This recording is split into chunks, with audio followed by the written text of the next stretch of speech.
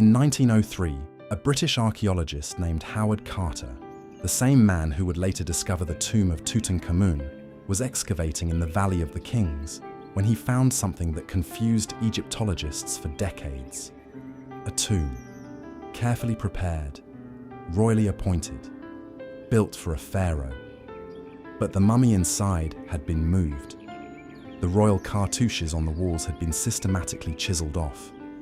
The face of every image inside had been deliberately destroyed. Someone, at some point in ancient Egyptian history, had gone to extraordinary lengths to make sure that whoever this pharaoh was, nobody would ever know their name.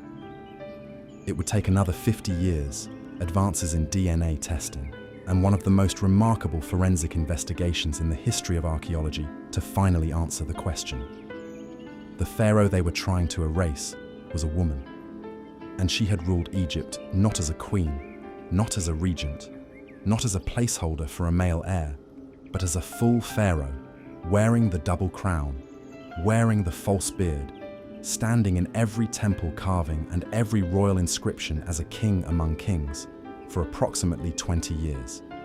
Her name was Hatshepsut, and someone, after her death, tried to make sure history would never know she existed.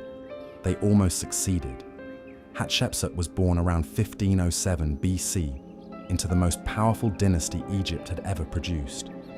She was the daughter of Pharaoh Thutmose I, a military genius who had expanded Egyptian territory further than any ruler before him, pushing south into Nubia and north into Syria, establishing Egypt as the dominant power in the known world. From childhood, Hatshepsut was positioned differently from other royal daughters. Her father took her with him on military campaigns. He included her in state ceremonies. Ancient inscriptions suggest he may have even designated her as his heir, an extraordinary act in a civilization where the pharaoh was by definition male and divine, and the two were considered inseparable. When Thutmose I died, Egyptian tradition and political necessity collided. The throne passed to Thutmose II, her half-brother, and Hatshepsut married him, becoming his great royal wife, the highest title available to a woman in Egypt. She was approximately 15 years old. Thutmose II was not his father. Ancient accounts and physical examination of his mummy suggest he was not a healthy man. He ruled for somewhere between 3 and 13 years, depending on which Egyptologist you consult, and when he died, he left behind one son, Thutmose III, born not to Hatshepsut, but to a lesser wife. The heir to the greatest empire on earth was a child, possibly an infant, and Hatshepsut became regent. A regent was not unusual in Egyptian history. When a pharaoh died leaving a minor heir, a senior royal woman would govern in the child's name until he was old enough to rule. It was expected, it was managed, it was temporary. What Hatshepsut did was not temporary. Within approximately 2 years of assuming the regency, somewhere around 1473 BC, Hatshepsut did something that had happened only once or twice in 3,000 years of Egyptian history. She declared herself pharaoh, not regent, not queen. Pharaoh, co-ruler with Thutmose III, formally equal in title and authority, depicted in every official context in full male pharaonic regalia, the false beard, the double crown, the crook and the flail, the titles that belonged exclusively to the king. She took all of it.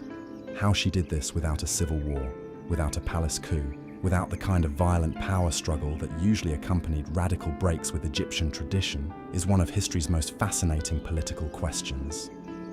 The answer appears to be a combination of extraordinary political intelligence, deep institutional support from Egypt's powerful priesthood, particularly the priests of Amun at Karnak, and a carefully constructed theological justification that she did not simply claim power, but that the gods had ordained it. Inscriptions commissioned by Hatshepsut record that the god Amun himself appeared to her mother and fathered Hatshepsut directly, making her not merely royal but divine, not merely qualified to rule, but chosen by the creator of the universe to do so. It was brilliant, it was audacious, and it worked. Hatshepsut ruled for approximately 20 years, and what she built during that time redefines what the word legacy means. Her mortuary temple at Deir el-Bahri, built into the limestone cliffs on the west bank of the Nile at Thebes, is considered by architects and archaeologists to be one of the most sophisticated buildings of the ancient world. 3 colonnaded terraces rising in perfect geometric harmony against the natural rock face behind it. The temple was so architecturally advanced that when 19th century scholars first excavated it, they initially assumed it must have been built by the Greeks. It was not built by the Greeks.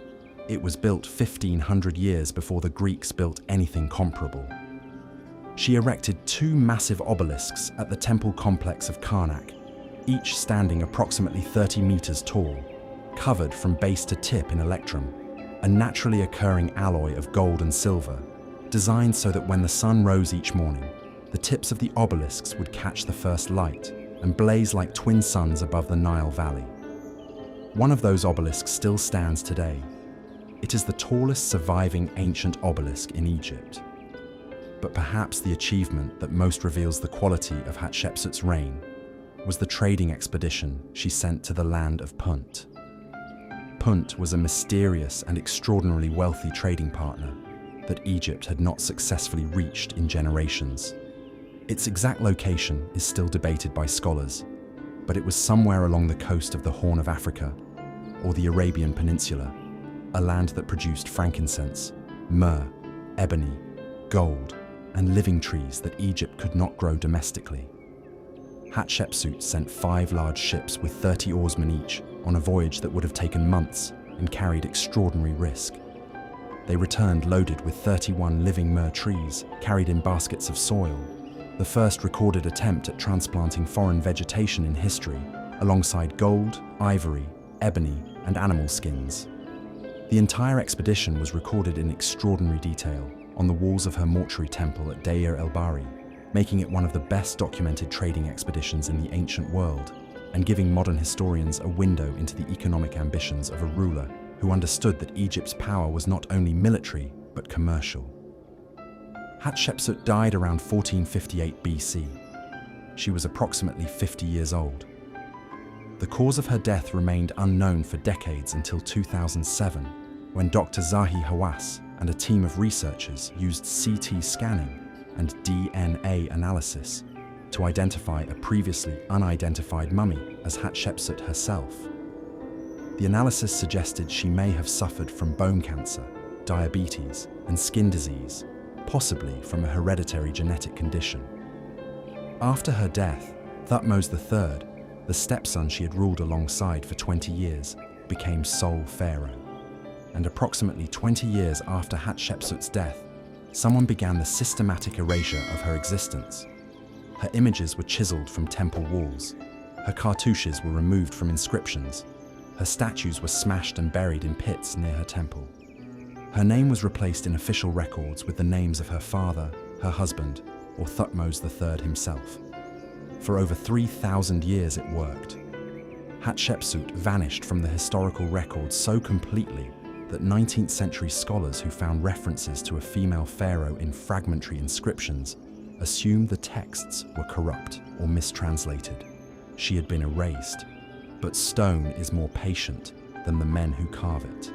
Enough survived in enough places that when 20th century archaeology finally assembled the fragments, the full picture emerged. A woman who ruled the most powerful civilization on Earth for 20 years, who built monuments that still stand, who sent ships to the edge of the known world, who wore the beard and the crown and the titles of a king, not because she had stolen them, but because she had earned them completely. The erasure failed. We know her name.